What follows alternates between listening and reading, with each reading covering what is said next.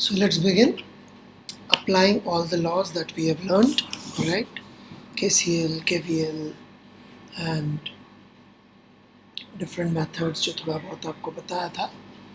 Okay, तो begin with a very simple question. Worked out example number 6.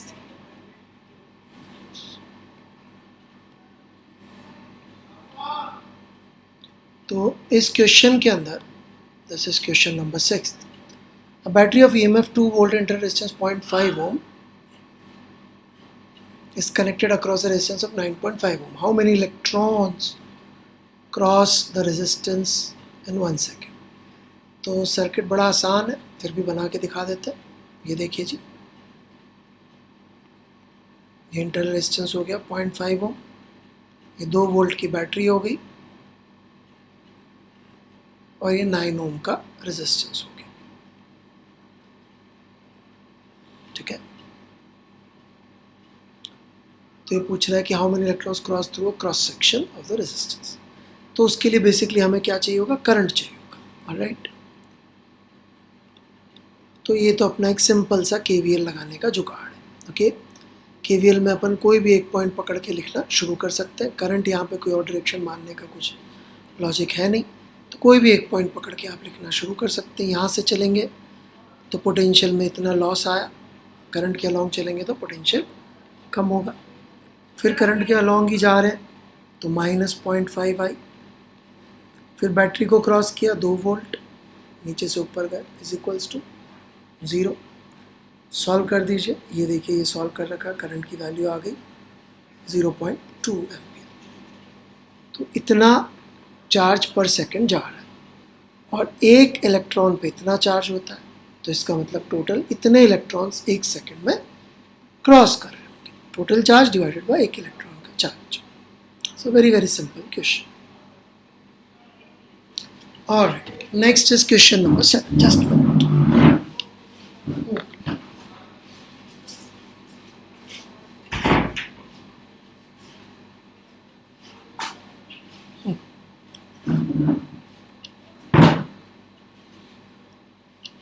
A battery of 2 volts enter resistance 0.1 ohm is being charged with a current of 5 ampere. ठीक है, what is the potential difference in terminals of the battery?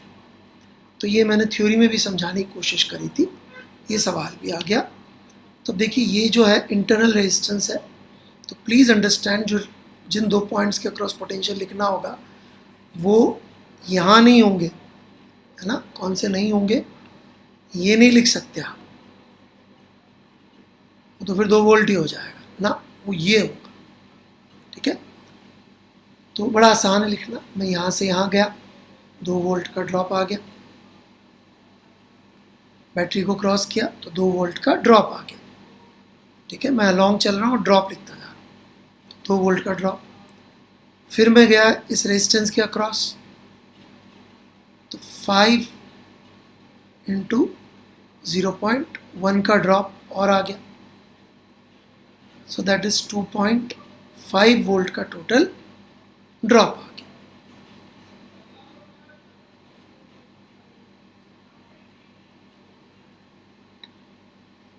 तो total drop कितना हो गया? 2.5 volt का. So simple.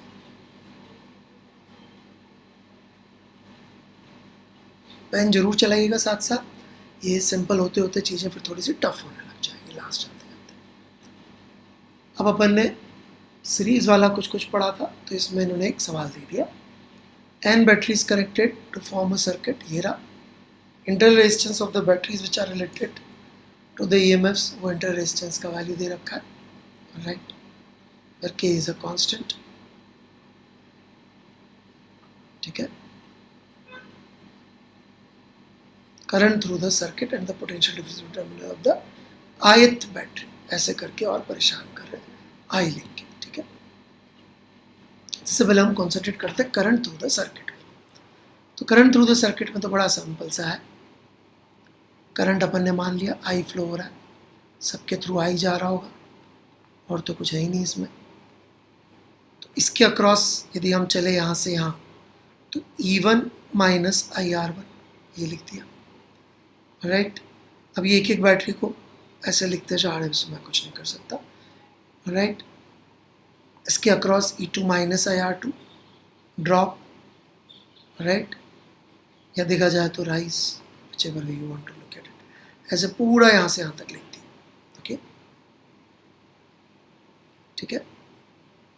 वैसे यदि हम सोचे कि ड्रॉप लिख रहे हैं तो ज़्यादा अच्छा रहेगा, भाई इधर गया मैं तो ड्रॉप हुआ E1 का, लेकिन करंट से उल्टा गया तो IR1 का राइज हो गया, फिर E2 का ड्रॉप हुआ, IR2 का राइज हो गया, राइट। ड्रॉप को हम पॉजिटिव कह रहे हैं, क्या है, सॉल्व कर दिया इसको तो करंट के लिए ये आंसर आ गया, right.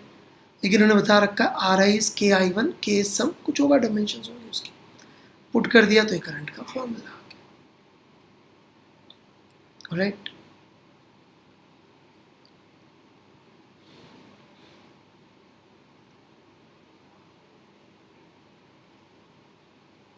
EI minus IR, right, ये आ गया। तो EI माइनस आई हो गया 1/K, और ये KEI, तो किसी भी बैटरी के अक्रॉस ड्रॉप कितना आ रहा है, 0 आ रहा है। ये इसमें इंटरेस्टिंग बात है कि बैटरी के टर्मिनल्स के अक्रॉस इसमें पोटेंशियल डिफरेंस 0 आ रहा है। फिर आप में से कुछ लोग कह सकते हैं सर पोटेंशियल डिफरेंस 0 आ रहा है तो करंट कैसे आ रहा है? भाई ये फॉर्मूला कि delta V is equal to 0 implies current is equal to 0, ये फॉलो होता है एक रेजिस्टेंस के अक्रॉस। बैटरी के अक्रॉस थोड़ी पूरा का पूरा ये फॉर्मूला लग जाएगा, बैटरी का EMF थोड़ी ओम्स लॉ फॉलो कर रहा है। तो ऐसे फालतू की चीज़ों से कंफ्यूज मत हो जाइएगा, हो तो फिर पूछ लीजिएगा, ठीक है।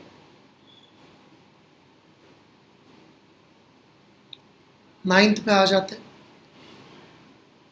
Resistance of the combination between the ends. अभी बड़ा अच्छा सवाल हो जाता है, क्योंकि यहाँ पे कहे बिना दिमाग लगाएं तो समझ में आएगा कि यदि ये एंड V2 पे तो ये V1 पे, मतलब कॉपर एल्यूमिनियम यहाँ पे जो रेजिस्टेंसेज हैं ये पैरेलल में है।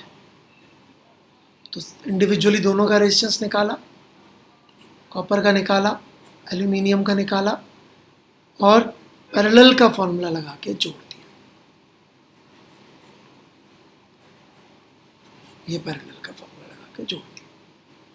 तो जो ही बच्चे पेन चलाना चाहते हैं, साथ में मेहनत करना चाहते हैं, यू हैव टू राइट बेटा। टीचर यदि लिख रहा है और आप नहीं लिख रहे हैं तो बहुत प्रॉब्लम है। ये कैलकुलेशंस आपने करनी है, पैरेलल है, आपको समझना। अब ये बड़ा इंटरेस्टिंग दे दिया उन्होंने, ये दो पॉइंट्स के बीच में इक्विवेलेंट रेजिस्टेंस पूछ लिया, alright, diametrically opposite point.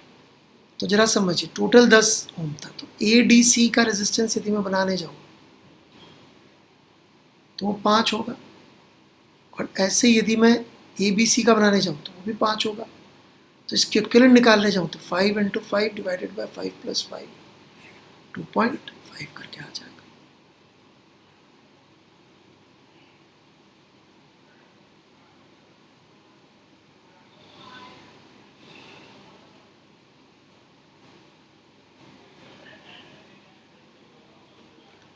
Now let's talk about question number 11, okay? तो इसका सॉल्यूशन मैं थोड़ा सा अलग तरह से करके दिखाता हूँ आपको, ऑलराइट, ताकि थोड़ा आपको सर्किट सोचना है।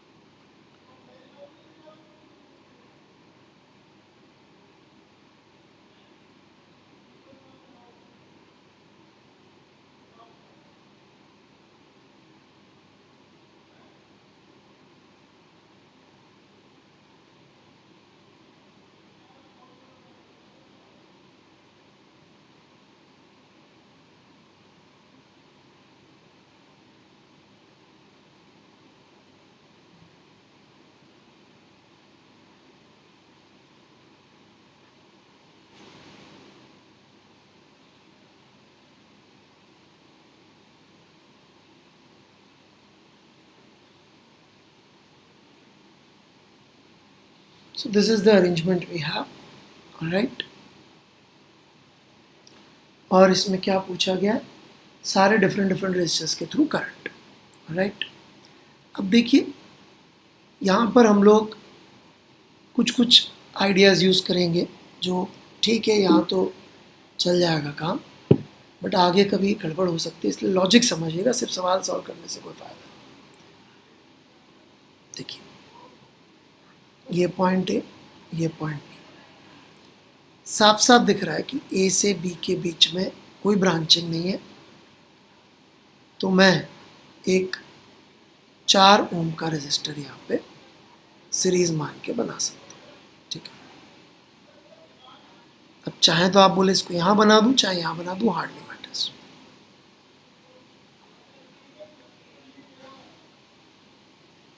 ये ऐसा का ऐसा ही 2 वोल्ट इधर आ गया। अब ये पॉइंट सी और ये पॉइंट डी, यदि आप देखेंगे तो सी डी के अक्रॉस जो रेजिस्टेंस इधर है, वही दोनों के सी डी के अक्रॉस बराबर रेजिस्टेंस है। तो यदि मैं ये सी डी पॉइंट यहाँ बना रहा हूँ, ध्यान से देखिएगा इक्विवेलेंट कैसे बनाते हैं।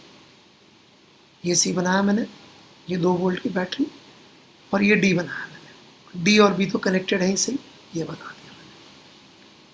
अब सी डी के अक्रॉस यदि मैं सोचूं तो पैरेलल में 8 है, तो आई होप आपको दिख जाएगा कि ये 4 ओम है, क्योंकि ये तो पैरेलल में हो गया ना इसके, राइट। आप बोले तो इसको यहाँ से उठा के यहाँ बना के दिखा दो, तब शायद पैरेलल दिख जाए, बट अक्रॉस सेम पोटेंशियल, तो सी डी के अक्रॉस एक 8 लगाया, एक और 8 लगाया, तो पैरेलल में सीधे 4। एंड आफ्टर दिस वर्मा जी ने एक अपने तरीके से किया, मैं थोड़ा अपने तरीके से करके दिखाना चाह रहा हूँ कि कुछ तो सीखे अपन नया, राइट। तो मान लो यहाँ का पोटेंशियल मैंने 0 माना, तो यहाँ का 2 वोल्ट, यहाँ का 2 वोल्ट और यहाँ का 2 वोल्ट, ठीक है। ये सब यहाँ के पोटेंशियल्स आ गए। यहाँ का माना मैंने x, तो यहाँ का भी x, यहाँ का भी x, आराम से लिख लीजिए। अब यदि मैं एक बाउंड्री लाइन बनाऊं जो कि सिर्फ रेजिस्टर्स को काट रही है, ऐसी, तो जैसा मेथड मैंने पिछली क्लास में डिस्कस किया था, इसके अक्रॉस जाता हुआ करंट का सम यदि मैं करूं, और वो भी x को बड़ा मान के लिख देता हूं, छोटा बड़ा मान के दोनों से क्या होता है मैंने सिखा रखा, x - 2/4, ये करंट हुआ इधर, इधर हो गया x - 2/4 प्लस इधर हो गया x - 2/4 इज इक्वल्स टू 0।